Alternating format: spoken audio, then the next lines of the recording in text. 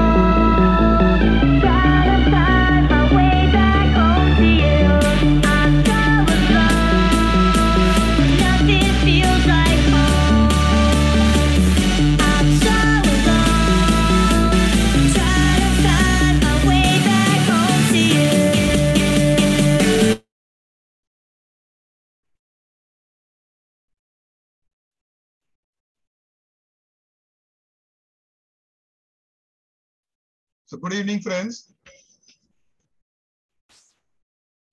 I'm welcoming everyone. I'm Amirr Virani here to second episode of Coffee Conversation on IPR. Today's theme is copyright. So I'm Madhu, who will be the host for the today. Then she'll start the proceedings.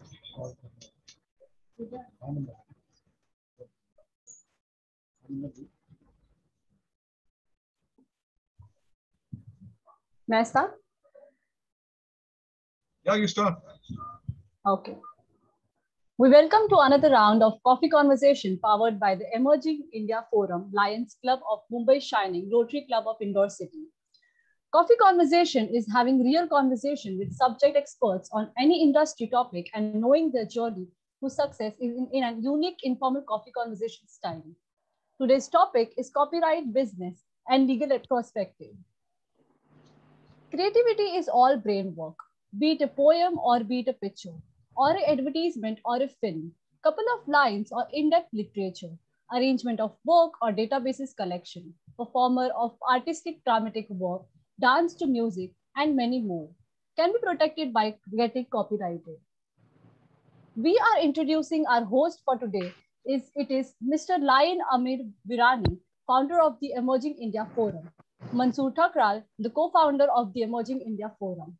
The guest for today's coffee conversation is Mr. Rafael Pereira and Srividya Vutha and Dr. Suman Kalani.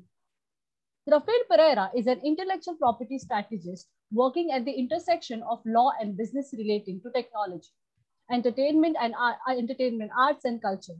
He is the managing partner of TINNUTS. Madhu, one moment. Yes? When you're calling the speakers or the host, just hold on so they can come on the spotlight.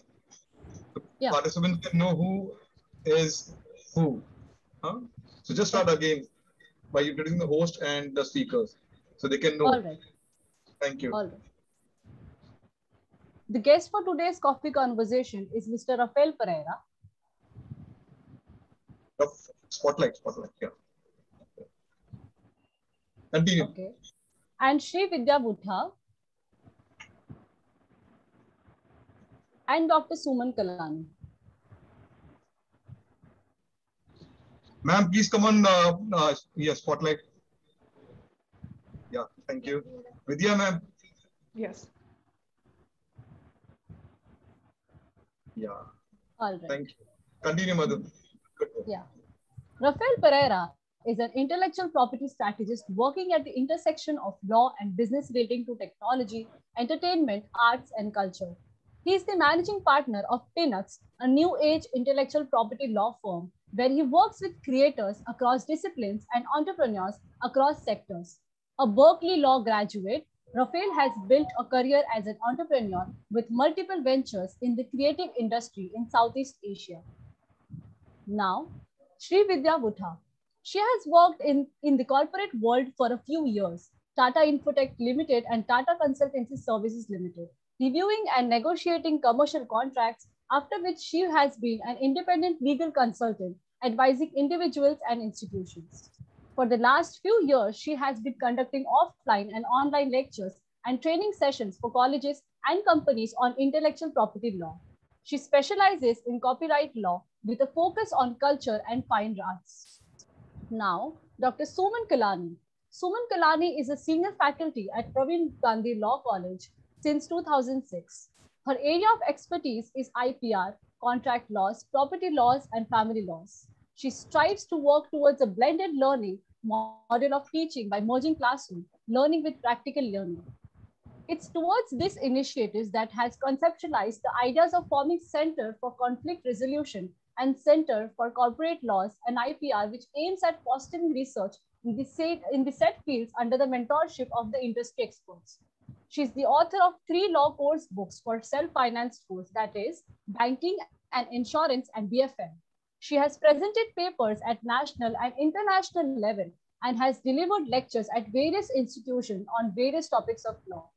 Now, before the session starts, I humbly request the gathering to ask questions in the end of this session.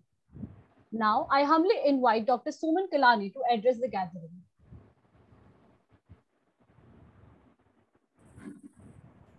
Hi. So it's a wonderful evening time for the, am I audible? Yeah, ma'am. Yeah, you're audible, ma'am. Okay. The interesting conversation on IPR. So I think, well, let's have a conversation only directly. And let's, Diwali time, shopping, I'm sure. So something new on your minds to shop, just think over, right? Just I went to the market for 5-10 minutes for something to pick up. Everywhere there is either a sale or some offer. Lockdown is gone. The tourism industry has picked up new places, new kind of things which are coming up, right? Yes. So in this, just think of any new product that you want to buy. What has influenced? Was it an advertisement that you saw somewhere and you said, wow, let's pick up this? Okay. So on that note, I think IP affects each one of us. We are the creators of IP. We are the users of IP. And therefore, irrespective in which profession we are, I can say we revolve around IP all the time. So a very quick exercise for that matter. If I just give you a minute's time, right? And I tell you, okay, you have some color pens and pencils and just, I hope, yeah. So, just draw something, just some art, something. And right now, because we are not in the physical space, probably I'll not be able to see that, but I'm sure you'll come up with some beautiful design. Okay? Nothing, no tool, no hammer, nothing we gave you, no robots, nothing. It was the art, it was the mind which worked to create something. Okay? So coming to the field of IPR, because I think you have 2 eminent speakers who would be then delving on the copyright, I'll just take one product and tell you the various IPs which are there. Okay? Let's take a shopping time, and I don't know what is the correlation, but Diwali and electronic items go hand in hand always. So you'll find Chroma or Vijay sales loaded with things. So let's pick up one, right? Let's take up a very new kind of a refrigerator which has come in the market. Okay. I don't know, sir, whether we have the chat box here, but I'm sure we all have refrigerators in our house. And if I ask you which one do you have, I'm sure I'll get a list of names. Okay. Now that refrigerator, right? Suppose now they say, let's come up with something unique. Refrigerator come laptop on the top, you work or, something with a TV or some new innovation in that. Okay. So when we talk of any, I'm just taking one product, a very innovative feature in a refrigerator that becomes an invention, and that is a patent. Right? Now that refrigerator, new one is made, okay, with some unique feature. It's not only cold, but on the similar hand, you'll find some different kind of temperature setting or some new kind of features in that, right? So anything, all of us are using phones, or for example, for that matter, any new phone technology that will be a patent. And most important patent discussions that we have seen, fortunately, unfortunately, in the last 1.5 years is patents of coronavirus vaccine. So any invention is a patent. So that is first. So I come up with a new product, right? I come up with a new kind of a refrigerator, which has a laptop, which has a TV, and which has a very interesting kind of another, like innovation has no end at times, I feel. Okay, so the product is ready. Now, once the product is ready, I need to market it. And if I need to market it, if I go and tell people, oh, I made this fridge, this technology, this technology, this technology, people will sleep. So they need a brand name. And then probably with that brand, I get the identification, right? So the purpose of any brand name in the language of IPR, it is a trademark.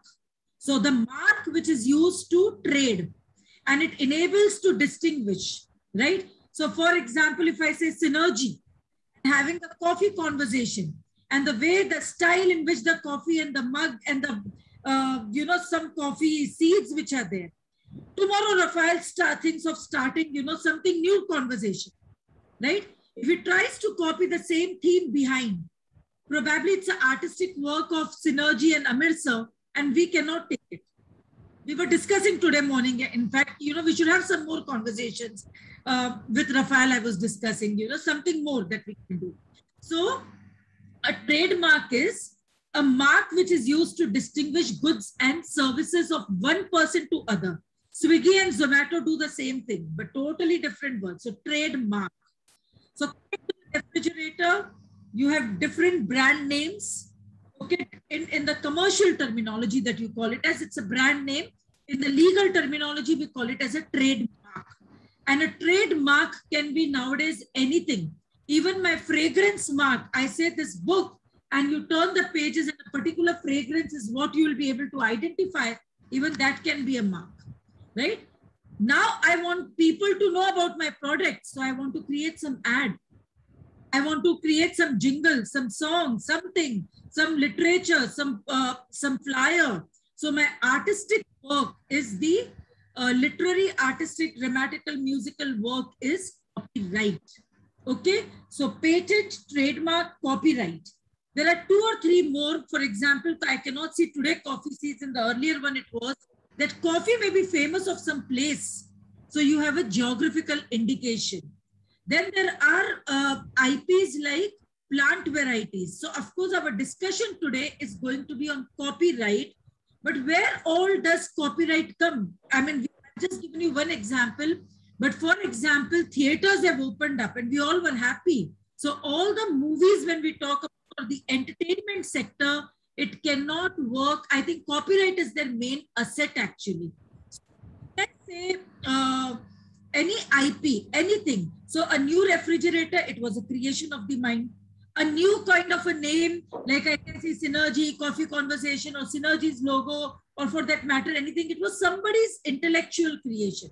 So how do I protect it? When I've created something from my mind, that is where the legal framework of IP laws come into picture, right? So today's conversation is going to be primarily on copyright. And let me tell you, it's amazing. I mean, to see that, what all can be copyrighted, and the more in-depth discussions we have on copyright, like just to give you an example, there was a very interesting discussion. Any artistic work can be copyrighted. So do we see at times, in case of, some kind of threats, that your national, monuments which are there, which may be the artistic work, right, which may get at times affected. So first of all, let's understand in this conversation, what is copyright? So, the W's and H, what, when, where, how, why, what can I get copyrighted? But we all are creative in our minds. So yes, over to Mr. Amirr and Mansoor to take it further, the conversation. Should I, hello? Yes, Suman. Yeah. All right, thank you for the... Yeah, thank you, Suman ma'am. Now I would humbly invite Mr. Mansoor Thakral to take over the gathering. All right. Thank you, Madhu, and thank you, Suman ma'am. Set the ground rules. Madhu, you forgot? Yeah, I already said. All the questions will be dealt later after the coffee conversation round. So I hope that nobody comes up with a lot of questions in middle when we are having a coffee conversation with the experts. You can just keep writing in the chat box and chat box, and then it will be Already come in and please put in your question. We have divided Coffee in two parts. So Professor Suman Kalani has said in the context. So now we are beginning with on the topic copyright. That is part A. Part B will be on the professional journey. So do stay connected till the end because there are a lot of interesting things will be coming up. Yeah. So over to Mansoor to begin. Thank you, Amirr sir. Okay. So Rafael, we'll be starting with you. So the $1 million question: what is a copyright?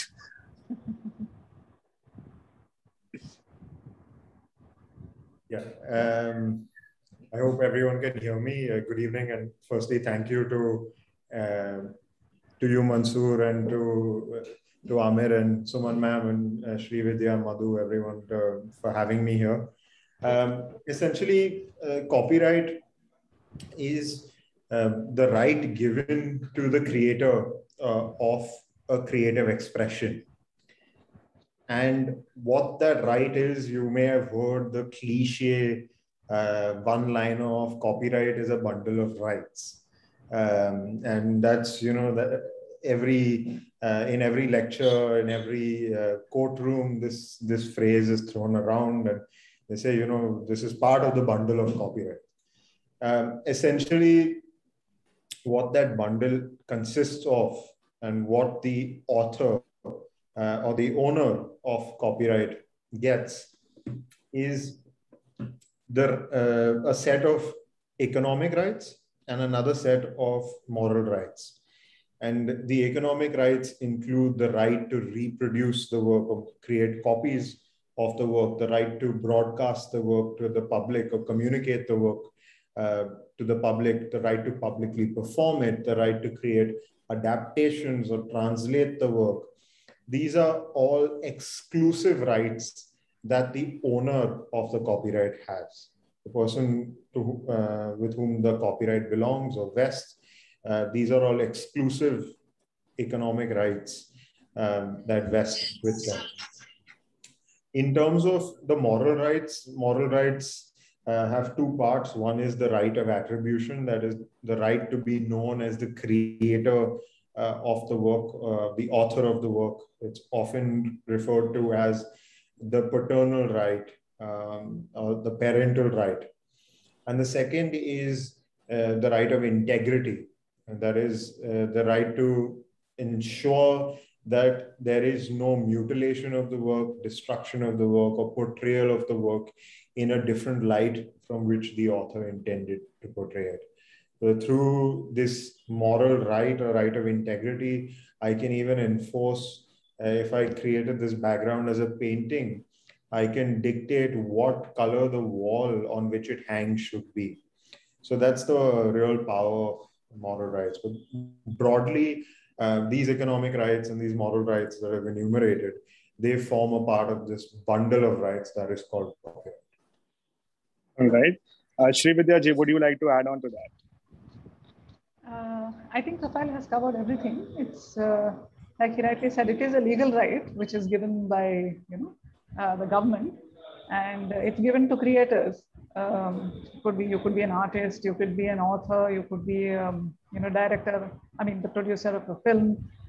You have different work categories under the copyright law, and according to the work that you create, you're given the copyright to go with it. So. And it's basically a copyright right from the beginning. We have to distinguish that. Sorry. Yes, Suman. No, Srividya complete. Then I'll add something. Yeah. No, in terms of, it's an ocean. It's completely an ocean. There is no industry, like Suman ma'am said. There's no industry that copyright does not touch. There is hardly anything that copyright. Yeah. Ma'am, sorry to interrupt. Professor Suman ma'am and Rafael. There are participants who have joined in from other parts of India also. And can we keep it into English? Because there are people who are from Madhya Pradesh also. Oh, yeah, surely, sir. Definitely. Try karna, ma'am. Ji, sir. Continue. I'm sorry. There's a request came in a group. Just saw it. No, And you want us to do it in both the language, sir? English and Hindi? Try. Whatever is possible. हाँ sir, ठीक है. Yeah. So you want a mix of English and Hindi? Yeah. Okay. So if I can add to what Srividya said, Mansoor here. Yes, definitely. And Rafael very nicely gave, very interesting picture. What is copyright? Bundle of rights, and it makes us exciting. Wow. If I have a copyright, I have a big, economic rights and moral rights and everything, and which is very right, If I look from the economic angle, it's amazing. But also to understand what I can get copyrighted, and this background really brings a lot of ideas. So for the participants is to remember, just think of 6 cups of coffees and 6 things which can be copyrighted. It's Srividya's idea that I've taken right now. Copyright is hers for that idea. In one of the workshop which she had said, 6 glasses, 6 cups. So Srividya, would be nice if you can tell what those 6 cups are, what I can get copyright for. Okay, correct. So these, thank you so much. Thank you so much for that. You have, under the Copyright Act, the thing is that you have 6 major categorizations, or categories. So the first one is a literary category. The second is the artistic. The third is the dramatic. Fourth is musical. Fifth is cinematographic. And sixth is the sound recording. So you can think of each glass as containing, a coffee cup with the title of literary, a coffee cup with the title of artistic, coffee cup with the title of musical, and so on and so forth. Now, under the literary coffee cup, what will you put? What are the ingredients that you will put inside your coffee mug? So, under the literary aspect, you would have things like books, journals, magazines, articles, literary work that gets protected under copyright law. Under artistic work, you would have paintings, you would have drawings, you would have sculptures, those kind of things. And under musical work, of course, you would have songs, lyrics, and those kind of. Cinematographic films, of course, would be visual films, could be videos, cinematographic films, as in movies, whether they're Bollywood movies or regional cinema, and sound recordings are the sound recordings that are part of. So these are the various cups, or should I answer that question? There's a question that's come regarding the source code, or should we take it at the end? No, we take it at the end, no problem. Okay, take it. Yeah, you continue. Yeah. So these are the various cups. So under each cup, you think of a coffee cup or a coffee mug, and these are the various titles, a literary, a coffee cup with the title of literary and musical and articles and so on. So anything that, any work that you would like to copyright or involves copyright protection will come under any one of these 6 categories. So this is one of the very important points to remember under this, under the Copyright Act. Okay. So Vidya, if I ever want to utilize this particular cups in your way, do I require a license or from the Copyright Society for utilizing it? What is the procedure to that? And is it possible? Correct. So the first part of your question is right, Mansoor. See, for example, if the copyright in something, like for example, if you are on the internet and you're surfing something, you have a presentation to make, or you have some kind of work that has to be carried out, and you see a interesting picture, or you see a very interesting video, and you think that, oh, this will be useful to me, and this is something that would be useful for my work.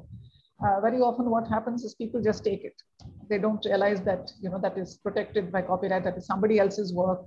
And so, like you said, you do require permission. So what is required is you reach out to the author of the work. And generally people are, they're helpful. All they request is that, you seek their permission before utilizing their work. They're happy that they can share their work with you. So you request, and in today's day and age with email, and you have so many different options of, either a phone call, or you reach out to them and you say that, Mr. So-and-so, Madam So-and-so, I mean, this is what I'm planning to, this is the work that I'm doing.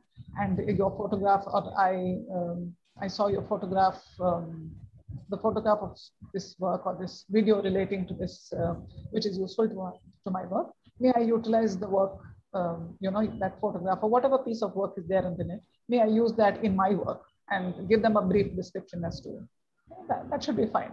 And generally people agree. I mean, there may be exceptions, of course. So if copyright belongs to someone else, that is the cardinal principle. Important point that you brought up, Mansoor. That is the cardinal principle, that you always require permission from the author of the copyright work. Because sometimes what happens an is like... example here, yes, Mansoor, if yes, I can show yes, an example. So this is a book which is, worked on by a very dear friend, right? I don't know whether because of this it's visible or not. And I think if Yasmin is here, copyright is hers. I don't know whether it's visible clearly, but this is a cut work, okay? And there's a story which probably, so I'm trying to show the artistic work which is done, probably by a puppet or by something. But if the story I've taken from somewhere, right, and I've put it into my own artistic work of pictures and all, probably I will get my copyright for the artistic work that I have done. But I will need to take a permission from the original author for using the story, okay, if the copyright is persisting. But if there is someone else's who has already worked, and the best example what comes to my mind is, I think today's newspaper, there is a small cartoon on that of R.K. Lakshman's, the checks jacket and all that. So if I want to use that, and I want to make a book, and I want to show that, okay, how some new book I want to use those cartoons, I will have to take a permission from the author.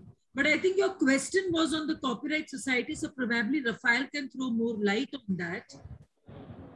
In what cases I need to go to Copyright Society? Sure. Rafael, you put in your 2 cents in it, please. Copyright societies essentially are created for the ease of collective licensing. They are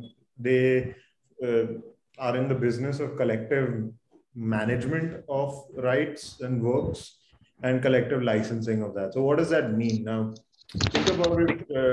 I'd like you to think about it this way.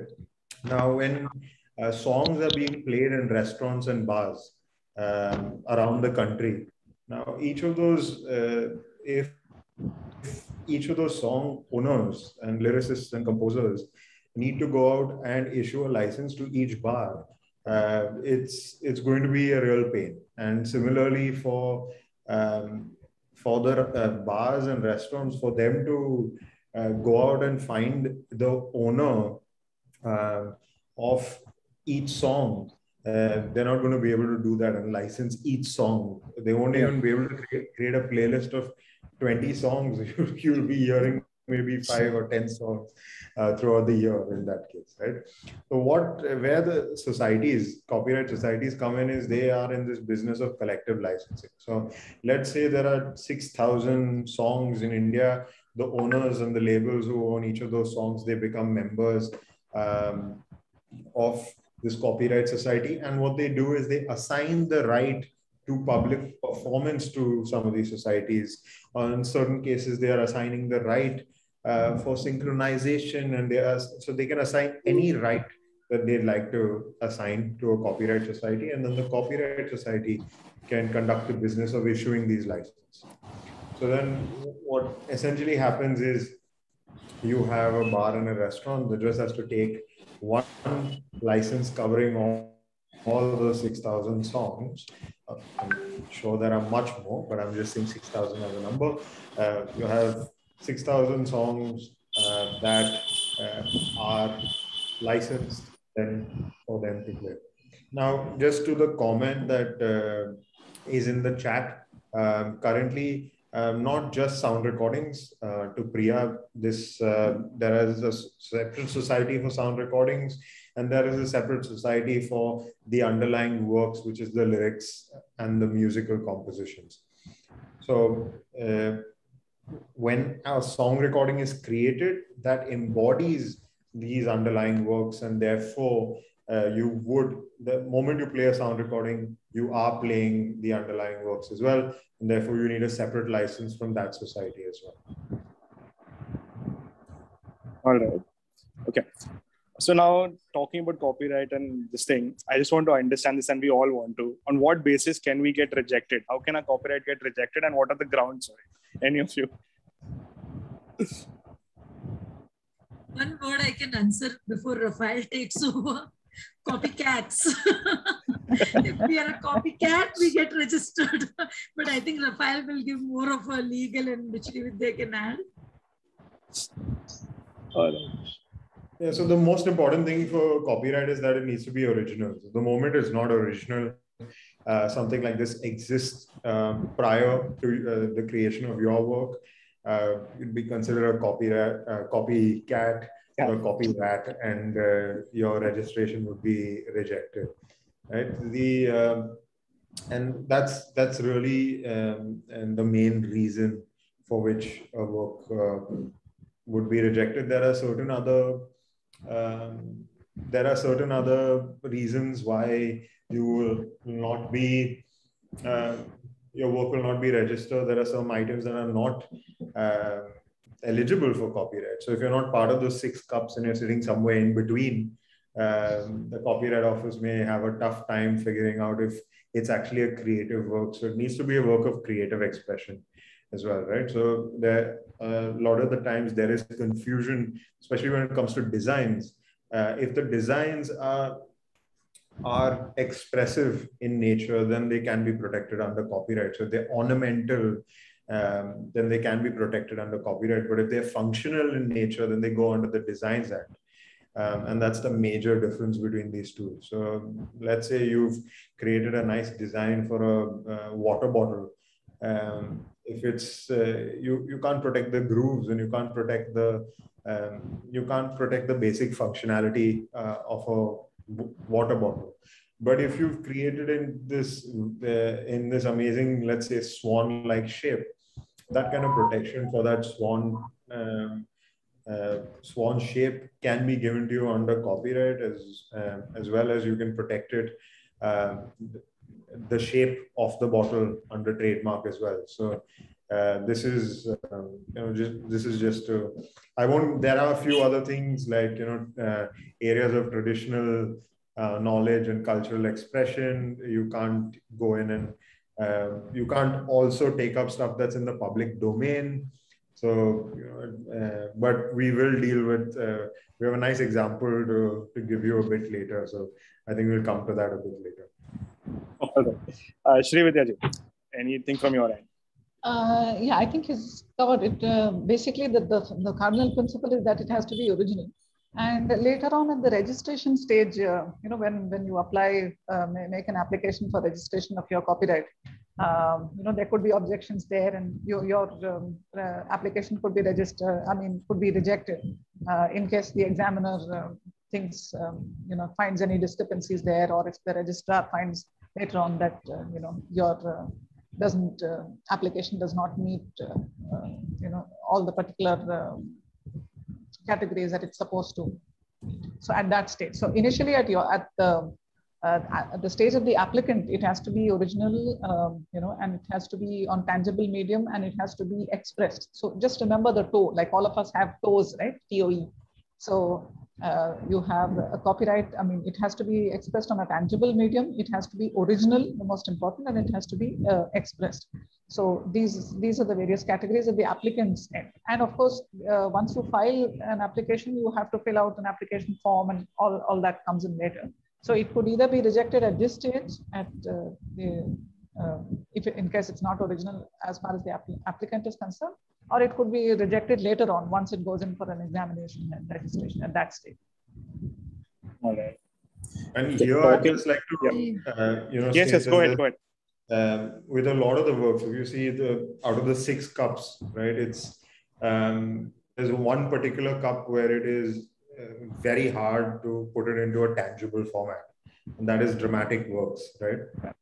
So you have 90% of dramatic works that by themselves, just as dramatic works, cannot go in for registration because it's not in a tangible or fixed medium. We don't have the requirement of fixation in India, but then to think about, you need to think out of the box. If tomorrow there's, let's say, Remo Fernandez or Prabhudeva coming up with a new step, or a series of steps, suddenly you have choreographers all over the country or teaching their students those same steps, and everyone's doing those steps. But in essence, those steps are dramatic works, and that set of choreography is a dramatic work. So you also have, just so everyone understands, you also have copyright in these instances, but because it's not tangible enough, it's not fixated in any form, you have this issue of, proving when you had created it, the first time it was actually created, who created it first, and things like that. So for dramatic works, it's a bit tough. You really need to protect your work and things like that. And then what ends up happening most of the time is people just take a video of everything, and that becomes a cinematograph film. So they rather protect it through that angle than just solely as a dramatic work. Dramatic, yes. Let's take the add on to that. So if Michael Jackson had done the moonwalk, so he possibly has the copyright to that, right? Yeah, I mean, the moonwalk, the first time it was done, I would say was definitely his, unless you can claim that someone else did it before. But I think everyone who watched it in their mind was just like, okay, what is that? Well, the thing about one really important aspect about copyright also is the term or the validity of copyright. And the moonwalk technically still belongs to his estate, and it hasn't been 60 years since he has passed away. The term of copyright for literary works, dramatic works, artistic works, and musical works is life of the author plus 60, at least in India. So he's passed away, but it hasn't been 60 years since he passed away. So that step, I would argue, is still within his copyright. So if you are doing the moonwalk, you are infringing on his copyright, even if you're dancing with your friends in a club. So. Fair enough. Okay, we spoke about rejection and everything. Now I want to understand what is the procedure to get yourself a copyright. With Srividya, you go ahead. Yeah. So the procedure for this, there are three aspects of the procedure. The main part would be, the first part would be the application. The second part would be the examination, and the third part would be the registration. So earlier you could do this only physically, and now you have the option of filing it online. You can file your copyright online, and anybody as in if you're the author of the copyright, or you're a lawyer who's doing it on your behalf, they can file it online. So I'll put in the website of the official website of the Copyright Office. It is www.copyright.gov.in. I'll put it in the chat box. So you go to that particular website, and then you fill in your application. There'll be a long form that has to be filled. It's called Form 14. So you fill in all the details, like all relating, and after that you have the statement of particulars, which also has to be filled. Then you have the statement of further particulars, that also has to be filled. All these forms are basically all about you, the work, the details relating to the work and all that. And at the end of that, you pay the fees, and then you submit the form and you submit the fees. And you are given, after all this is submitted online and it's accepted, you're given a diary number. Right?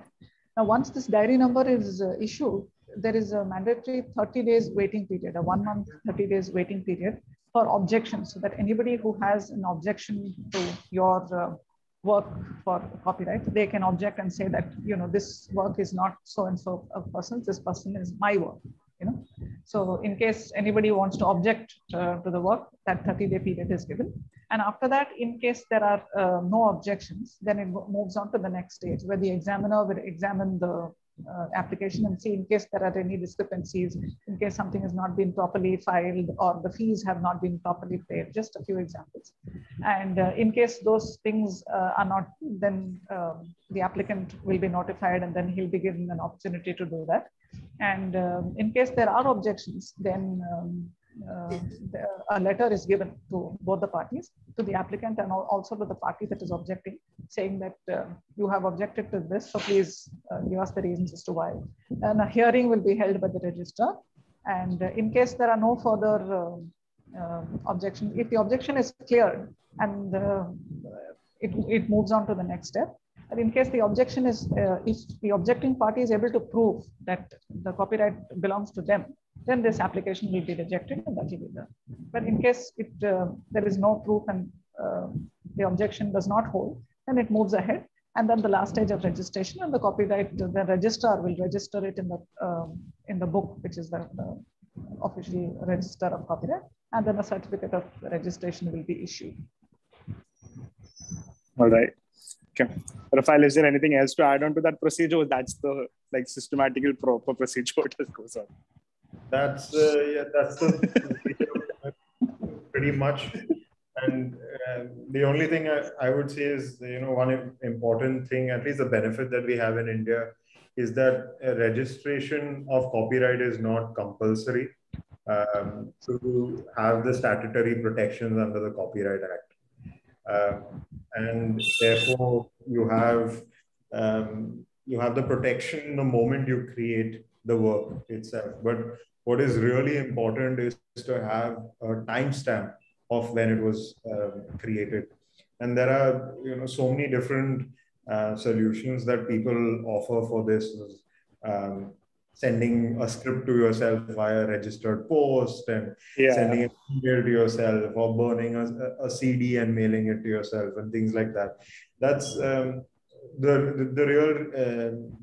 process of registration and the certificate of registration. When that comes out, I think one of the most important parts of that certificate is the timestamp on it, because remember, it's not in today's world, we're so connected, but at the same time, two people can claim to have the same idea independently in two different spheres. So then the question, both of them claim to be original. The question is, who created it first? And that only can be proved through an effective timestamp that has evidentiary value in a court of law. All right. Talking about timestamps, so how much time should I wait, to get myself registered in the copyright office after I create my work? Yeah. I mean, there's no need to wait. There is no limit to how long. I mean, you can do it probably 6 months before the term expires. Also, but there is no minimum. I wouldn't say that you should wait. If you want to register, you should do it immediately. There is no reason to wait. But if you are waiting, there is no real cap on. There's no time limit on after which you cannot register. You can do it at any point. All right. Okay, Srividya ji. So suppose I do a copyright in India. Can I protect my work internationally? Yes, in a way. See, the thing is, with all intellectual property rights, it's not just with copyright. With all intellectual property rights, they are territorial by nature. So generally, they belong to the country to which where you're given your rights. But but there are exceptions, of course. Like, for example, in the case of copyright, what happens is that India is a signatory to a convention, which is called the Berne Convention, right? And there are many, many countries all over the world. More than 100 countries are the signatories to the Berne Convention. So you automatically get protected. So to answer your question, yes, you do have copyright protection abroad, provided the country where you want to protect your copyright is a signatory to the Berne Convention. Okay, right.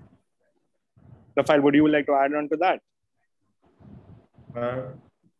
India also had the International Copyright Order that was passed in the year 1999, and for international works that need to be protected in India also. The only requirement is that there should be reciprocity, right? So if Indian works are protected in the same manner in a foreign country, the same protection will be given to foreign works in India. And yes, Srividya ma'am has spoken about the Berne Convention, and there are 179 countries And the Berne Convention is for literary and artistic works. And sometimes it does get confusing for other works as well, because there are multiple conventions. There's TRIPS, and then there is WCT, and other. But broadly, let me, I think to summarize all of it, yes, if you have copyright in India, your copyright can be enforced in other territories. It is advisable, if you'd like to enforce your copyright in other territories, you should register it. And that will, because other countries have certain forms, and like, for example, in the US, you are required to register your work in order to get statutory protection under the copyright under the copyright law, the federal copyright law there. And to do that for an Indian work, I would say rather you can register in India, and then you have your certificate of registration under which you would be protected through the reciprocity that the two countries have. And also, just cost analysis wise, it's much cheaper to get registered in India than in a lot of the other countries. So do it here, and then produce your certificate. You can produce it in any legal battle across the world, and then the onus is on the other side to prove that your certificate is not valid. So, okay, talking about legal actions over here, how can I file a complaint if someone else is using my copyright? Go ahead.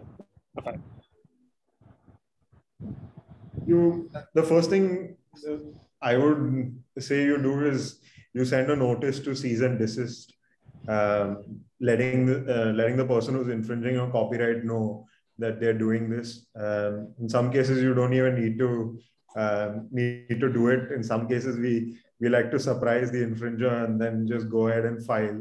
And the thing about copyright is you have both civil and criminal remedies. So you can go ahead and file a complaint, and infringement of copyright is a cognizable offense. So what that means is essentially when you file a complaint in the police station, the police can act on the basis of that complaint, start investigating, proceed to do things like a raid and things on their own accord, and they don't have to wait for an order of a magistrate to direct them to do any of that. So this is the key aspect of copyright, is that you can earlier when we had the CD era and people used to rip CDs or create duplicate CDs, and you would see those stalls outside stations or in popular markets and things like that. The piracy market.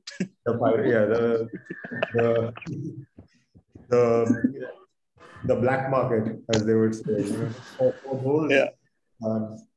For those markets, this was really important, because then you could have a criminal raid, seize the products, destroy the products, and you didn't really have to wait till a court order comes in and things like that, right? So, and also certain times, if that raid had to be done, they would do it on a Friday, or if a complaint had to be filed on a Friday, so that the infringer sits in the lockup for the weekend and then is produced on court on Monday. So they think twice or thrice before actually doing it. So, and there have been lots of people who've done this. Lots of music labels have resorted to doing these things because that's the only way they were able to protect their copyright. On the civil side, of course, now the Delhi High Court now is an intellectual property bench itself. So we've reached that stage. But a lot of these claims, depending on their value, they go straight to the High Court, and the High Court can decide, impose costs, and depending on your prayers, decide give you a portion of the profits also. So that's those are some remedies for you. All right. Srividya ji, this question, actually, I need you to answer this for me. How do we check if someone has a copyright or no? That's a difficult one, actually, especially on the net. As far as a book is concerned, if you have a physical book in your hand, this is the author, and sometimes you have the details of where the author can be contacted and all those kind of details.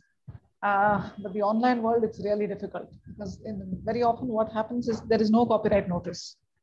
There is no copyright notice. There is no way of knowing not just who the copyright author is, but whether it's, whether there is an author in the first place.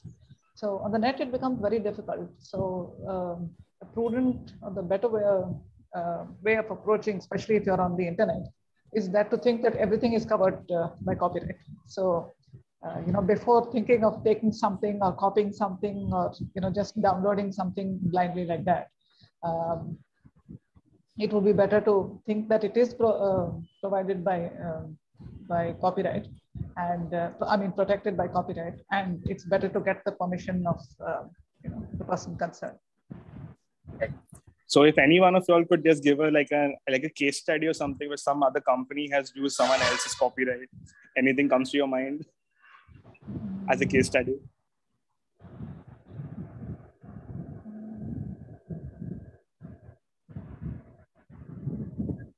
Case study for? Hello? The case study for someone else, another company has used someone else's copyright, something like that. Any case study on that? So give me a few, ma'am. Would be there. So I think that's where all of us would think which one. But like one which instantly comes to my mind is too interesting. I mean, someone else using it. Disney has a lot of artistic collection, I would say, in terms of their designs. Am I right, Rafael? So using their work, okay, for anything, if it's a trademark, it's a trademark merchandising. But if it's an artistic work and if I'm using it for my own ways, so there would be those cases which are there. There are a lot of cases which we find with respect to the works of Harry Potter's series and all. I mean, somewhere, I think 3-4 years back, there was a pandal made of the castle which was used in the book, and they were sued. And in that case, I think some around 5 lakh rupees compensation was given. Nothing where, I mean, they did not, though actually must have lost in real terms. So this, when we talk of the designs and the artistic work in the design sector, if we see, at times these labels, they may file, they may not, but we find the copies always, whether it's an artistic work of jewelry or a fashion design, whichever is there. If it's into the copyright sector, if it falls in the copyright, we may see many a times that these are copied. So there are n number of cases where copyright infringement has taken place. In films, I think a lot is there. Many cases are there. I remember, I think, I don't remember the movie, Anil Bonnie Kapoor's movie. Which one was it? I don't know. But when they wanted to come up with some series, one of the, I'm forgetting the name, but then they objected that they said the rights are with us. The rights were with the producer and actor wanted to do something. So any example instantly comes to your mind, Rafael, but I think these are the ones which we will find thousands of cases in these categories, not only in India, but also abroad. When I talk of infringement of a copyright with regards to J.K. Rowling's work, many countries, I mean, we'll find that some or the other kind of an infringement which has taken place. So the point is, of course, what is infringement? There's a very important section in the Copyright Act that what does not amount to infringement. And a list of things is given, which we call it as a fair use or something which is, which I use it, but it is still not an infringement. So that section becomes very, very important to, I think, for everyone to know that. But I think, Rafael, you have anything to add here? I'm just looking at the questions in the chat and getting so scared at this moment. I was reading that. Yeah, I was reading that. Rafael, we are there to support you. Non-fungible tokens, yes. We can touch on that little later, maybe. Yeah, we'll take a ma'am question. We'll take up. Let us complete the part B also. We'll take up because otherwise part B kar rahe jayega. So to summarize Mansoor's question, which he asked, that instantly anything comes up, you know, in terms of the case study and what went to the court, I think there would be like, these are some of the prominent ones which instantly comes, you know. And also one thing which Rafael in the beginning said, the copyright litigation or any litigation for that matter, the cost dimensions are always taken into account, right? I will find that Tanishq got design copied on the road by someone. Probably Tanishq may not file immediately a suit against them, or for that matter, any brand. But some ex, I will not name the brands here, it's not right, but some ex company or some ex, let's say a famous poem or a famous work or a famous movie, even if 2 minutes is taken somewhere, they may sue for the infringement in those cases. So the number of cases are many, many, many. Can I play one video before we move to the part B, just to change the conversation ka 2 minutes ke liye a little environment? Can I play? Can I get the hosting rights? Amin? Mansoor? Yeah, we'll just a minute. After this question, ma'am, I'll surely let you do that. Okay, because I want the participants to think about what can be copyrighted in this video, which I'm going to share. We'll do that. We'll do that after the second question. Don't worry. Okay. So now talking about, I want to shed some light. I want you all to shed some light on the IT part. Okay. So how can I get my copyright registration for my website or any website for that matter?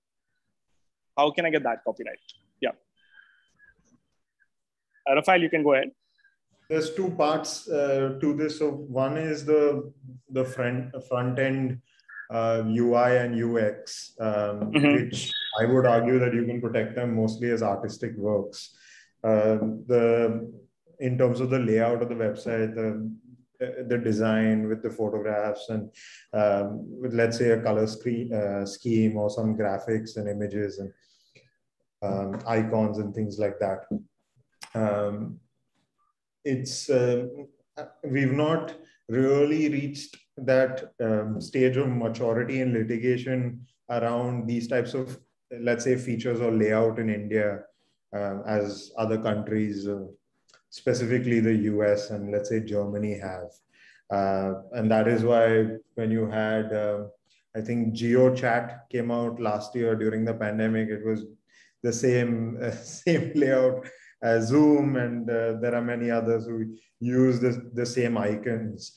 But if you really think about it, the way emoticons and things like that are protected today, emojis or emoticons work under a license, right? And there's a reason why emoticons look differently on different phones. It's also because those, let's say, the same emoticons that are licensed to Android phones are not licensed to iPhones. And that's what you need to understand as far as the front end goes. So those are artistic works. On the back end, the code itself gets very tricky. And what I was scared was someone mentioned Google versus Oracle.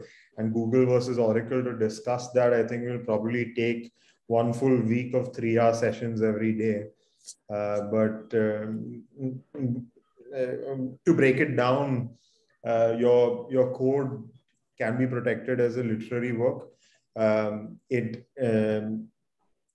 In terms of infringement or deciding what is original, you really need to look on a case-by-case basis.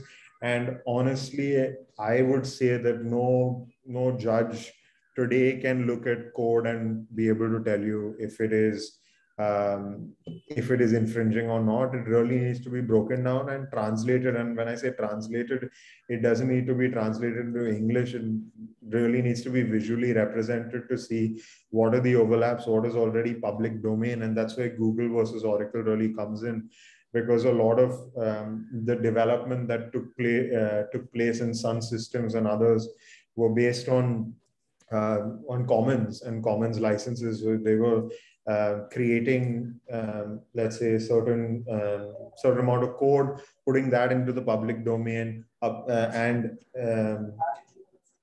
why am I drawing a blank on the word, but not abandoning the work, not maybe you can say renouncing the work or renouncing all claims to the work. So effectively putting that into the public domain. And the moment you do that, the work then becomes part of public domain, and no one needs to take a license from you to use that work.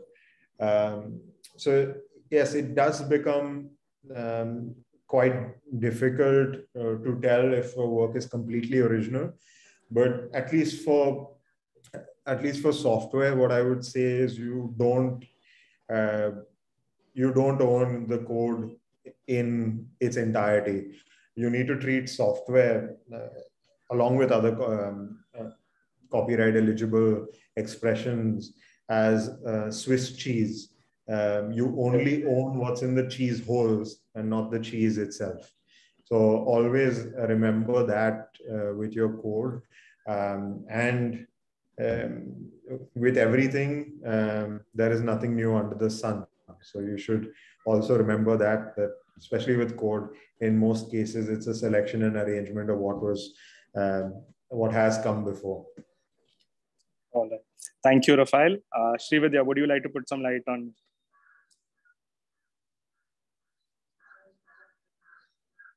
I think she's on mute.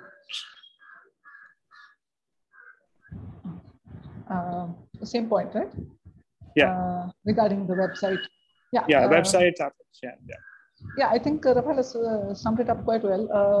The layout of the website, and then it depends on what part of the website you're trying to protect. If it's whether it's the text, whether it's the pictures, the video, or could be the ads, could be the icons, could be they could either get protected under copyright in terms of artistic work, or maybe musical work relating to, if it's relating to songs, or the source code gets protected under literary work. So there are various aspects of the website, depending on what kind of work you're trying to protect, would come into one of those cups. So that's it. All right. All right. Thank you, guys. I think we're running short of time, so we'll move to part 3. All right. Thank you for the amazing answers. Okay. Madhu, are you there? It's over to you. Yeah. Thank you, speakers. It was really great to have you all. And now I invite Mr. Amirr Virani to take over the gathering for the personal journey of the guest.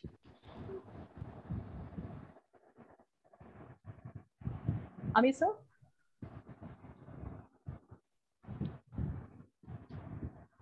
Should we, Mansoor, are we taking questions now after part B? Yeah. Yeah, we'll be taking it after part B. Don't worry. Okay.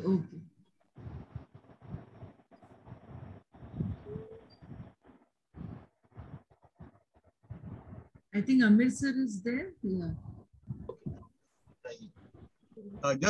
Yeah. Hello. Yes, sir. Yes, sir. You're on. May videos come in? No, sir. Hello. Yes, sir. You're audible. Audible, but video is not there. Yeah. No. Okay, just wait.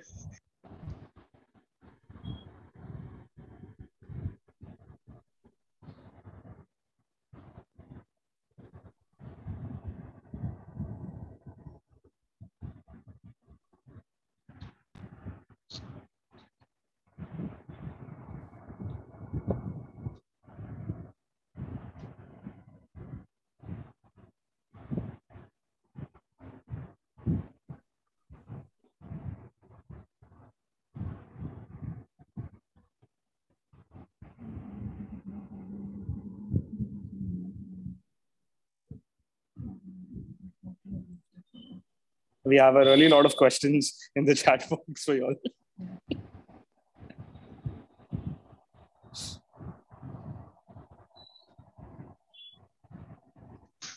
Yes, maybe we can keep the personal journeys a little short and concentrate on the questions. Yes, definitely. Yeah. Technology frees me, so I have to do some copyright for the technology part. Yeah, Madhu, carry on. Yes, sir. So let's go ahead with the personal journey of our guest. No. Paul. Madhu. Okay. Okay, guys. So let's make it a little more interesting and let's have a poll session for all the guests present here, participants. So yeah. Subhash, can you?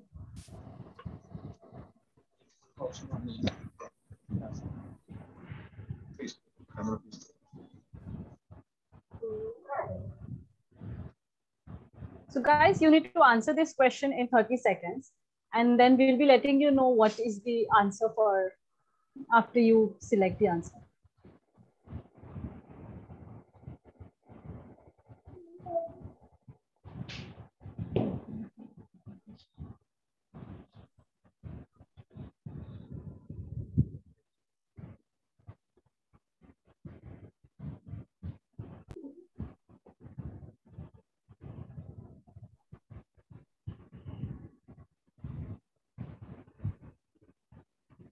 So guys, as you can see on your screen, what's the right answer?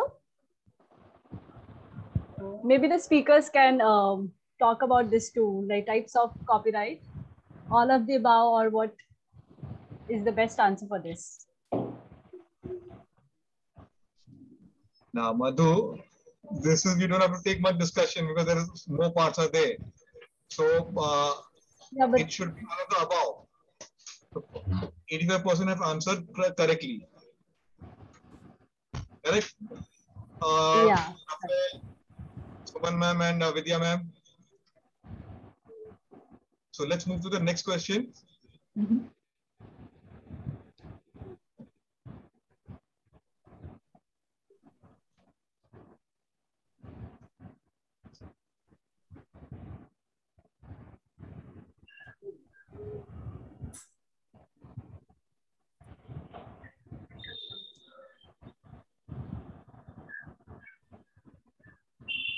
So I think so. This is a very simple question.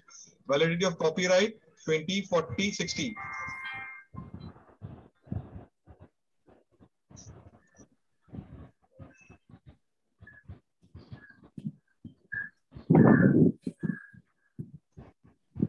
So we have 57% answering correctly.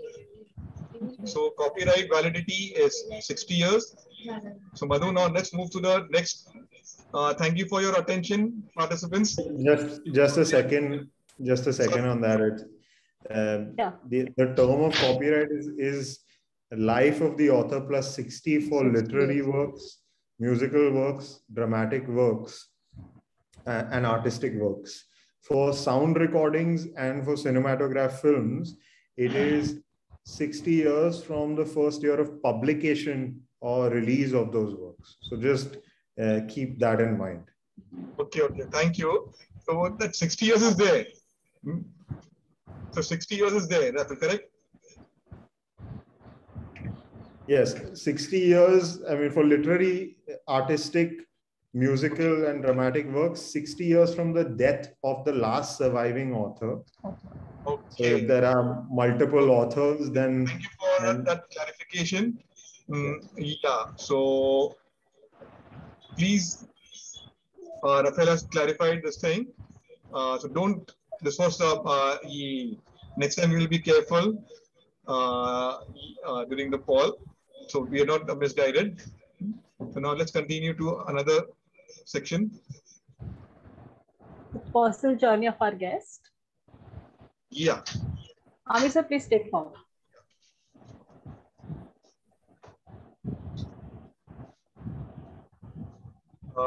Yeah.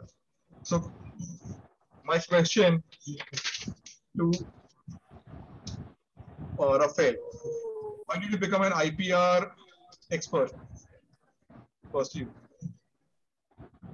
sir, I did not become an IPR expert. I'm still learning, and I don't think I will ever stop learning. But IP for me was a passion, and Suman ma'am can, I think, attest to that. I started out on the creative and the creative side of IP with wanting to be on stage and act. And honestly, no one would give me an opportunity to act. So I started writing my own scripts and producing my own plays so I could act as a lead actor in those plays. And that's how I found myself on the creative side, the production side, and then went further onto the business side as a producer. And then I learned about IPR. And so then I came onto the rights side and the legal side while I was in college. And now I find myself mostly on the legal side, battling for the rights part of things. I must add here something. He has bagged the prizes in college for the best theatre, I think best drama at St. Andrews College and many more. And had a big fan club for 5 years. If Rafael was performing, everyone was there. So when I said you're the IP creator, I think he's the best example for that. So I can understand his passion, you know, when he can, any kind of a creative work, IP thing, I think even we ask him now. So that's it. Yeah. It's interesting. Rafael, next question. How has been your journey in intellectual property rights, and what difficulties did you face or still facing? So my journey in the world of intellectual property actually started about 13 years ago when I was in school. I was in the 9th standard and I started assisting on events or working on events. So that was the first time I actually was in the midst of a show and a production and things like that. And then I did a lot more events. I saw some of the biggest problems in terms of protecting an event, because an event in essence is a dramatic work. If you think about any kind of fashion show, if you think about any kind of concert, that particular experience lasts for maybe a couple of minutes or a couple of hours. And that entire experience is created produced over a period of weeks, but within a minute to a couple of hours, it's gone. So it's never, it'll never be the same again. And I found this to be fascinating, but I also found that because it was, it was not fixated in any medium, that it was very easy to replicate and copy and things like that. So those were some issues that I started discovering all through when I was in law college. And then once I graduated, a real issue that, not an issue, but one thing that I faced was that even with the work that I had done, let's say with the internships, we were very schooled in the anglicized or the English way of drafting, of interpreting contracts, of construction and things like that. And at least when I started practicing, most of the contracts that I saw were very modular and very Americanized, let's say.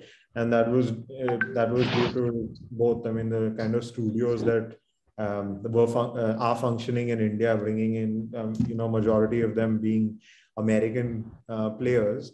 And then you also now have the second wave of these producers or production houses, or what we now call OTT platforms, of Netflix and Amazon coming in with the second wave of American, let's say, style of work and structure of agreement and deal terms and things like that. So that's, this whole having to relearn how to contract, having to learn business affairs along with legal, that has been, that has been something that I've been coping up with and learning every day for the past now 5.5 years or so. Yeah, I'll now call Apna Srividya. Ma'am, Yes. you have been an interesting journey from corporate to IPR, becoming an IPR consultant. So what made you shift from a corporate life to becoming your own business owner or becoming an entrepreneur? Yes. So the thing is, I wanted to do something different. The corporate world, it was very interesting, no doubt. A lot of things that were positive, and there were many pros there. But at the same time, I wanted to do something which was very different. That was the first part. And the second part was, I was working with my uncle at that time, Mr. Srividya Vutha. And the two of us, we wanted to focus on a very different part of the audience of the section, because large corporations and these kind of MNCs, they have all the legal assistance and legal aid available to them. We wanted to work with individuals and the smaller companies and the smaller institutions, so that they could also get legal aid and legal help, and mainly to help us protect, because what was happening is there was a lot of IP. The whole thing appears to have been given a Western kind of angle, and there are many people in India who are not aware of IPR and things like that. So we wanted to focus here and help these people to get legal assistance. So, Vidya ma'am, I've been on to the profile. You also teach. You also take lectures. So, what made you go into teaching, and how has your journey been? The whole journey, Amaji, has been, initially it was a little tough because IPR was a niche field. I mean, even now, it's some parts of it a niche field. So you don't get much of recognition initially, because people, it's important. One of the reasons to get into teaching and training is to create awareness as to how important IPR is. And the second thing is also that, for people to understand that, it's something that's very important. And though sometimes they look only at the cost aspect of it, to get into why those costs are important and how it will protect them in their business later on, how eventually IP will help them in their business or in the institution. There have got many students over here who are from the legal law students. What advice would you give for the opportunities as an IP expert? I agree with Rafael. I mean, that word IP expert is problematic. You will answer, then Suman ma'am will answer, then Rafael. You all three will see. Your experience will enable them in their career. Correct. About the opportunities? Yeah, opportunities part. What opportunities are there for the students? Today, am I right, Amirr sir, you are asking opportunities to, for me to answer? Yeah. You can also answer, then Srividya ma'am with experience, and then Rafael also. So what are the opportunities after graduating from law in IPR? What are the opportunities for them? See, I would only say that IP these days is for everything. There is no sector where there is no IP, right? So knowledge of IP definitely is important. Opportunities are unlimited, because for every company, the physical assets are one thing, but their IP assets are something else. And that IP asset valuation at times can also go more than the physical assets valuation. So every company wants to protect its IP. It's unlike before. पहले लोग इतना नहीं सोचते थे. आज एक normal कोई shop वाला भी है. They want to protect their, whatever their trademark or the design, or even the medium and small scale industries, right? ये साल का जो हमारा theme था, MSMEs theme, which was there, was on, the IP day theme was MSME this time. So IP creation, IP experts के लिए opportunities, I think, is in every sector.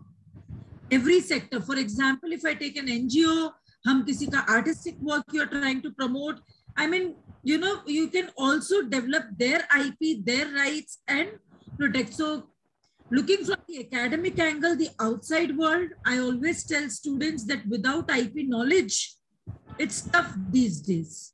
Okay. Career opportunities, unlike before, only this company needs, pharma companies needs, your entire entertainment sector needs IP lawyers these days. Okay. Event management company needs legal consultancy. So I think it's sky is the limit, I would say. But I think Rafael and Srividya can add. Okay. And more importantly, before I forget, we need good researchers and we need good academicians in the field of IP. It cannot happen only by practitioners. So we really want some of you to pick up teaching also in the field of IP. So I was coming to that question only, but you have started that discussion. Because this field is a lot of research work. So how does one keep abreast of the changes, and what are the research websites? Can you just shed some light, all three of you?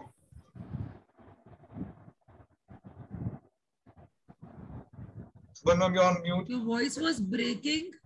I'm saying. But I think what I understand is what are the research opportunities you're asking? No, not opportunities. IPR field is you have to do a lot of changes going on. So how do you keep abreast, and what are the different websites which you can share some for the participants over here? They can follow. Yeah, see, there's something called as MONDAC, which gives you updates from various countries, also small write-ups. There are many law firms which comes up with their own write-ups. Like one of them for students, I would say follow Nishit Desai's the technology and the IP team, which they work on, many of these prominent law firms. Internationally, I would always say refer to WIPO, keep updated from that side.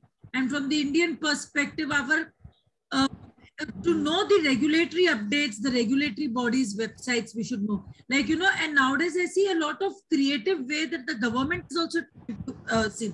I think it's IP Nanny project, Rafael, am I right, of the government, Srividya? IP Nanny, I think it is called as, or IP Nanny something, where in a very nice, creative way that they're trying to educate people about the IP. So I would say from the territorial perspective, visit the government websites, whichever is their copyright, or the IP websites which are there. Internationally, WIPO, to keep update on the articles. MONDAC, I actually like it because, you know, small write-ups are always interesting. Okay. Thank you, Suman ma'am. We'll move to Rafael. Who is the author of a film?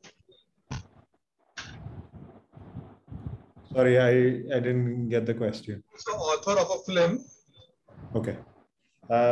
The author of a film is actually the producer. The producer of a cinematograph film is the person or entity in whom copyright subsists for a film. Copyright is vested.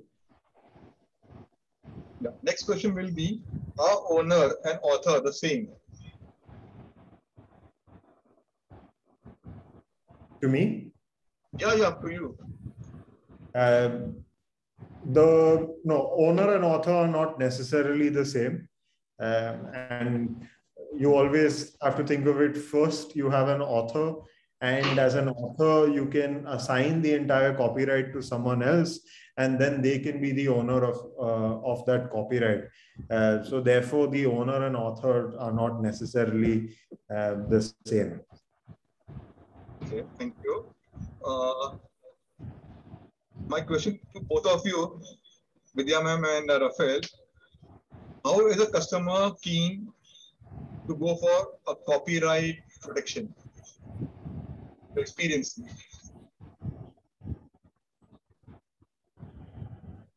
Are they willing to spend money for protection?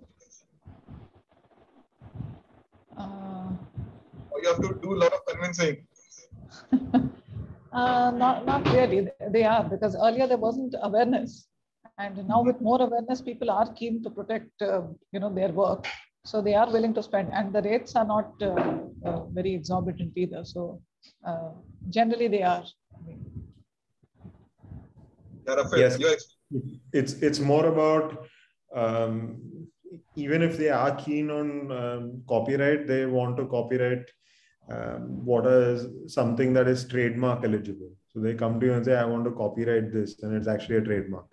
And so the key, like Srividya ma'am said, is in educating them. Most of our time goes in really creating awareness. So I speak at least once a week on copyright and intellectual property related issues. So if you follow me, please don't mind. But I'm at this point, I'm almost like a preacher for IP.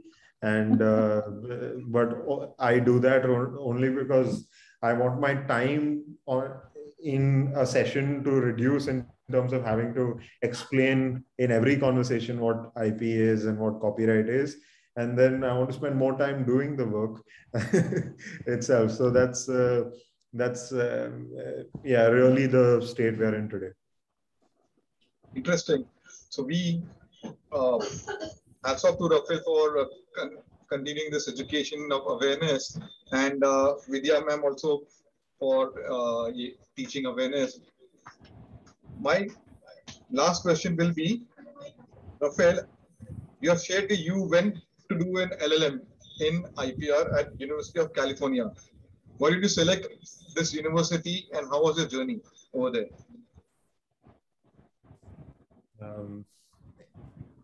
I had followed the work of Berkeley before, but quite honestly, my shortlist for universities was very short. There were 2 universities that I had looked at.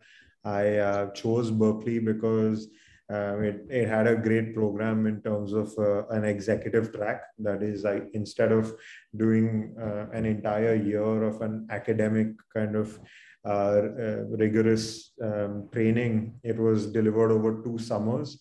And at that time, I was juggling between multiple companies that I was also integral to running and being a part of. So I could not afford to spend an entire year outside of India. And fortunately, with Berkeley's program, I was able to do it in the summer, which is, for most of us, a lean period. The courts are also off in May. You have a lot of people taking vacations, and in the monsoon, everyone says that if flooded, no one wants to go to office. I'm joking, but at least it's it's a leaner period, and then I could focus on the academic side, and then come to the business after that as well. And yeah, Berkeley is the number one, I would say, law school in the world for intellectual property. So obviously my eyes were set on it. And recently, just I would say a month ago or so, Berkeley is number one on the Forbes list, which I feel it should have been up there way before. And now it's number one on the list of worldwide universities, and Harvard is number 6. I don't know how that happened, but I can very easily believe that it happened. And yeah, so that's, it's, the last thing I will say, let me put it this way. One of the things you learn when you go to Berkeley is that to get the easiest way, or the only way to get parking on campus, is you need to win a Nobel Prize, or else you don't get parking on campus. So if the level for parking, like permanent reserve parking, is so high, I think it tells you a lot about the university and the programs there. So it was a very interesting conversation we had with Vidya, Rafael, Suman. We're coming to the end of the session. We have questions we'll take up. Before that, I would request if all of you please come on the camera. We take a memorable picture which will be copyrighted by the experts over here. So I request all of the participants who are here, please put on your camera and a beautiful smile for the beautiful ladies over here. And yeah, so when you're done, please inform. So then Madhu can take over for the next Q&A and last part. So Realme, everyone, Aditi Shah, Devdatta, Priya Rao, please come on the camera for a minute.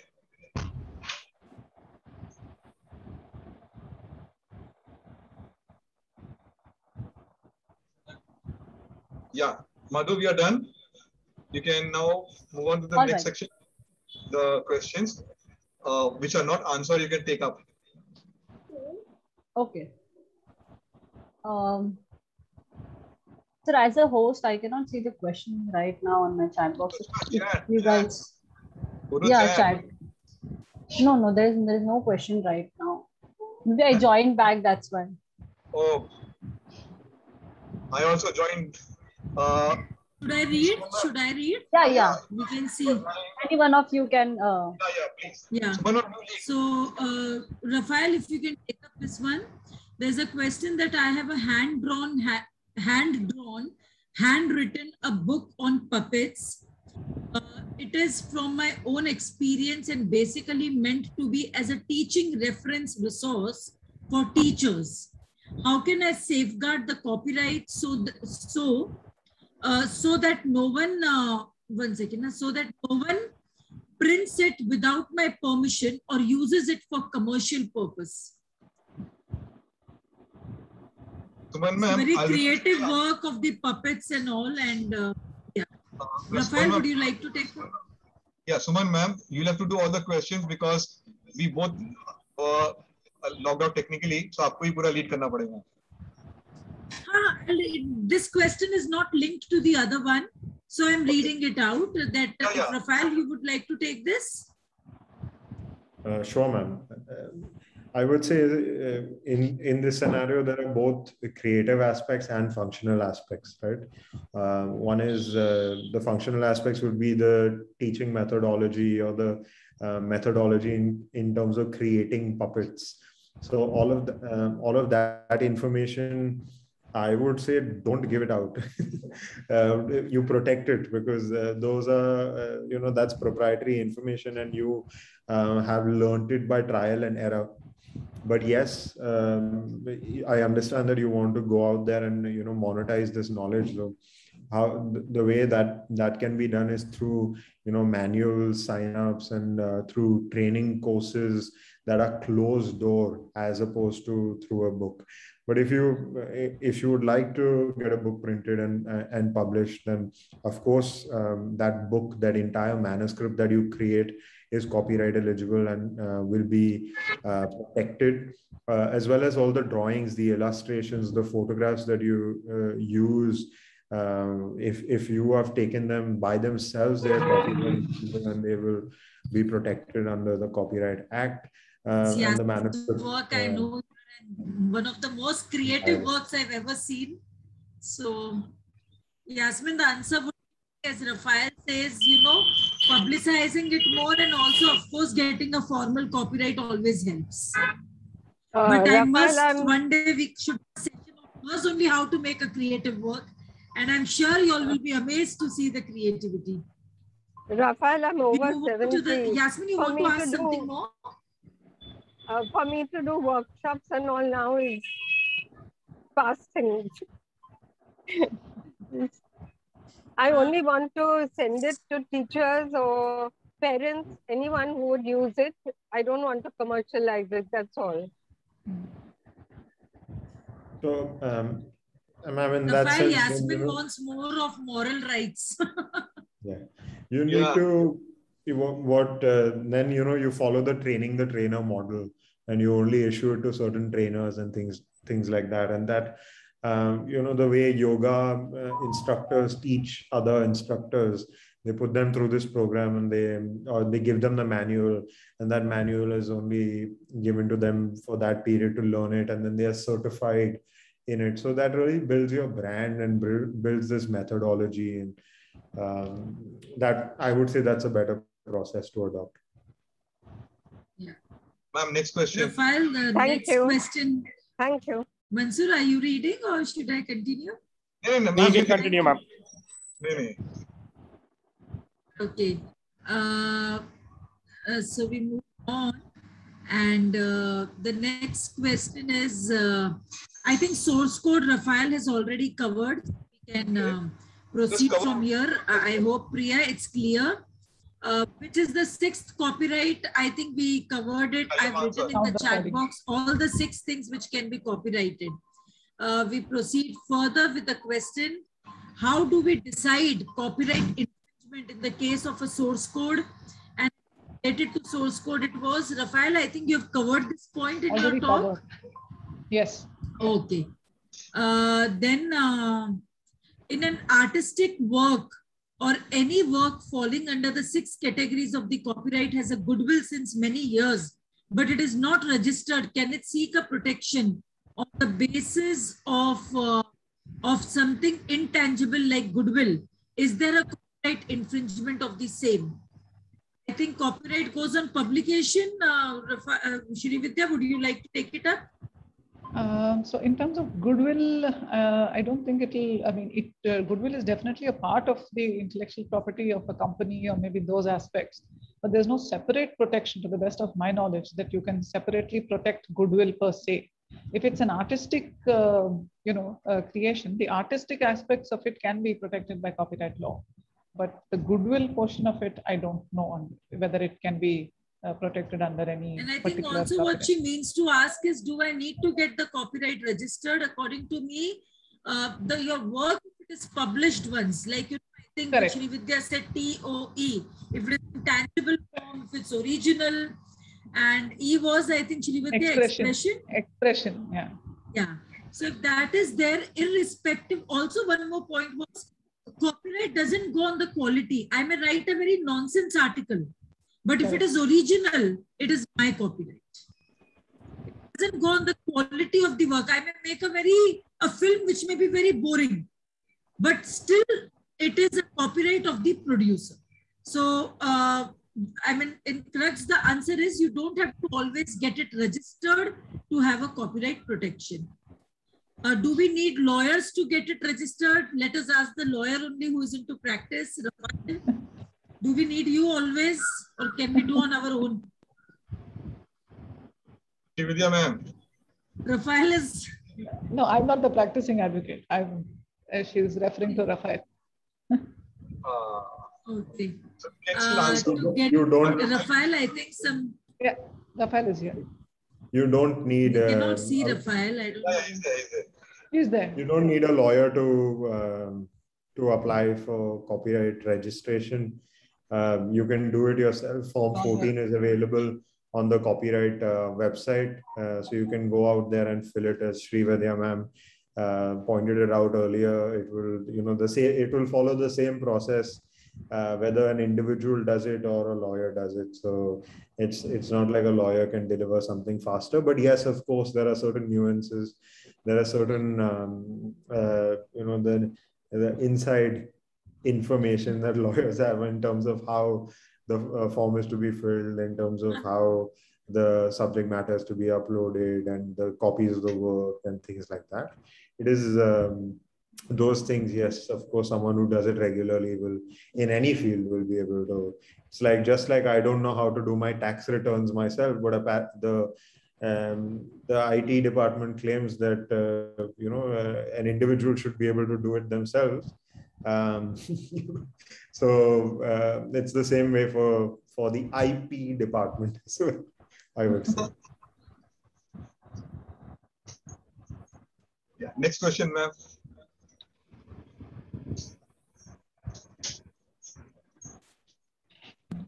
Yeah.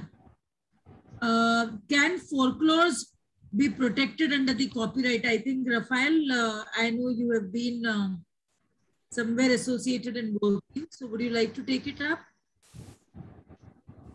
It will go more as a community art, what we call it as. I don't know. I'm unable to see Rafael. Is his camera off? It's in terms of, yeah, so most folklore is in the public domain. And therefore is not copyright eligible. But of course, if you create recordings out of, let's say, folk songs, the recordings can be protected. The way, ma'am, you had a nice example of this earlier. Twinkle, Twinkle, Little Star as a rhyme is in the public domain.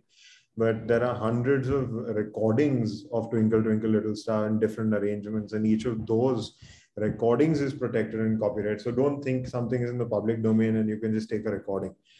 Something is in the public domain, like Twinkle, Twinkle, Little Star, you can go out and record your own version without seeking a license. And that is, I believe, even folk songs like Padaro Maro Des, or, songs like those are in the public domain, and you can, you should be able to go out and record your own version. You will own the copyright of the sound recording of that version, but you don't own the copyright of that work, the underlying work itself. Okay. And there are many more dimensions, as Rafael has already said. These are in the public domains. Also, there are people who are working on how these folklores can be protected. How can we give to the community? That is another angle to that. That, of course, we are not going to cover now. Riddhi wants to know about the Ashok Kumar guidelines with respect to copyright infringement. It's a long judgment and huge guidelines.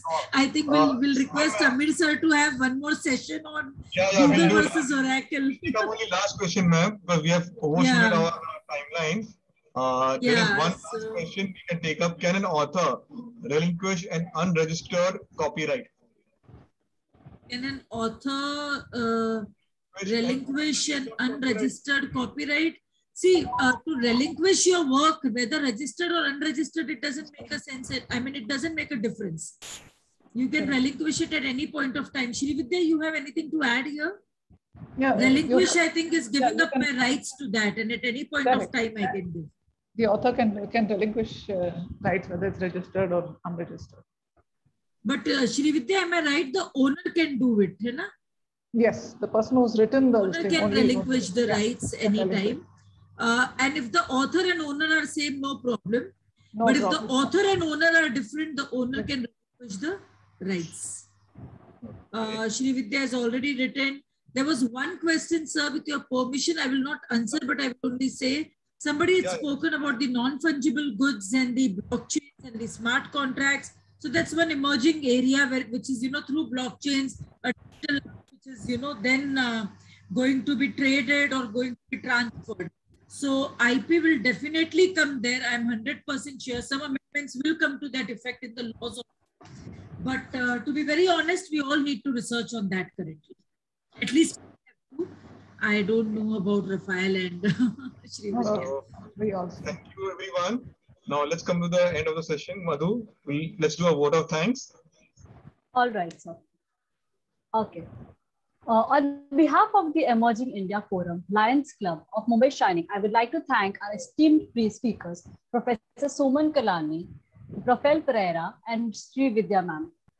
I would like to thank our community partner, Rotary Club of Indore City, Rotary Club of Indore City Young Leaders, our supporting partners, my tax guru, The Advantage Learning, and I would like to thank President Lion Kalpana Chadda of Lions Club of Mumbai Shining, President Ratan Dheeraj Sharma of Rotary Club of India, President Rotary.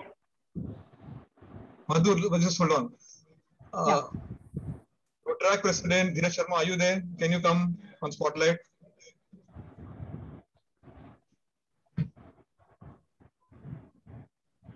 Dheeraj ji, are you there? Yeah. I'm very much here, Amirr ji. Can you come on, on your camera and be on the spotlight so you can see you? Thank you, Amirr ji. We can't see you. Am I not visible? Yeah, you are visible. There's some technical glitch. Okay. So, Rotary President Dheeraj Sharma has played a major role. He's been will be our partner for all future programs. So thank you, Dheeraj sir. And we have Rotary President Chavi Sharma with us. Are you there? No, in fact, she has just left for the session right now. She was here, in fact, in the initial phase itself. Okay, it's all right. But so we had Rotary also partnering with us, and that's why we received a request to keep it in English. Hindi thoda aana chahiye. The participants were there from that belt. And yeah, Madhu, continue. All right. And we also thank all the volunteers and team members of the Emerging Forum. Okay, so now this is the part of series of IPR. Now this was the second IPR series, and I would like everybody to join all the series of IPR hence. So like one more thing, Suman ma'am is a major sutradhar. This IPR series episodes is her baby, which the Lions Club of Mumbai Shining and the Emerging India Forum are supporting in this learning initiative awareness, because IPR is a vast topic. So whenever we have conversation with her, we have to have a series on different topics. So every month, a different topic will be coming up. So do stay connected. We have created a WhatsApp group, the TIF Legal Webinar, where we'll be posting on about legal webinars, not only on this one, IPR.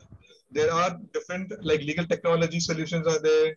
Then digital literacy is there. Then computer literacy. How Word is very essential for a legal profession, not only legal profession but students. So we have series of webinars, workshops, and coffee conversations lined up, which we will share. So we have upcoming program on this one, 30th October Saturday on MS Office Essential. And other topics are also there. So we are not covering only legal sector. We are for all industries. So on MSME is there, on government procurement portal is there. But legal, we have a very fond affinity for Professor Suman Kalani, ma'am. She will be leading all the learning initiatives with us. So do stay connected. And it was Suman, ma'am. Any last parting words from your side? It's an amazing initiative, and I must really, Amirr sir's enthusiasm. At times, even if we take a back seat, he doesn't, let us take that back seat. So it's amazing. And I can see that these conversations really give us more food for thought. So I would only say that give your ideas also, what more we need to do. Because it's an evolving dimension which is there. Like non-fungible goods suddenly came up today. I think we'll have one more session on that non-fungible because that's the future. And I think in this way, we all can build up that beautiful chain of learning. And that is, I think, the goal of everybody here is. So I would personally thank, and I'm sorry at times, when I'm not able to answer or whatever, but I must be amazed at Amirr sir and Mansoor's, constant reminder ki nahi, karna to hai, kaise bhi karke karna hai. So it's amazing, sir. And I'm sure we'll do many more such things, sir. Yeah. So thank you, everyone. Thank you. Thank you, Madhu, because this is her first hosting session and she has done a marvelous job. Thank you, sir. And so we will be having more conversation like this on not only on Zoom, on LinkedIn, on Instagram. So do keep watching, and we'll be sharing our the social media handles. One more thing is, do share your feedback in the WhatsApp group and share some words on our social media handles and on Google review page. That will help us to serve you in a more better way. So thank you, everyone. Thank you, Amirr sir. Thank you, Mansoor. Thank you, Lions Club. Thank you so much for the opportunity. Yeah. Thank you, everyone. Thank you. Bye. Stay safe. Bye.